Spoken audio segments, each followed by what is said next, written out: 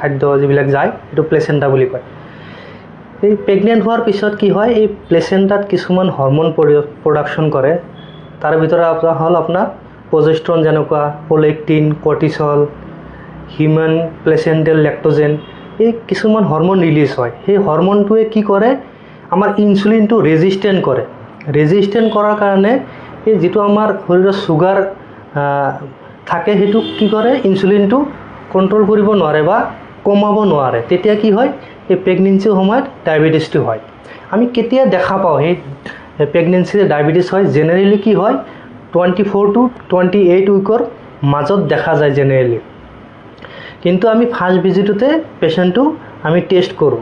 কিন্তু টেষ্ট কৰা পদ্ধতিটো অলপ বেলেগ হয়। প্ৰেগনেঞ্চিতে ডায়েবেটিছ হোৱা তাৰ টেষ্টটো অলপ বেলেগ হয়। কেনেকুৱা, আমি ফাষ্টিং চুগাৰটো লওঁ। যদি ফাষ্টিং চুগাৰটো 90ৰ ওপৰত থাকে তেতিয়া আমি ডায়েবেটিছ বুলি ক'ম। আৰু 75 গ্ৰাম চুগাৰ খোৱাই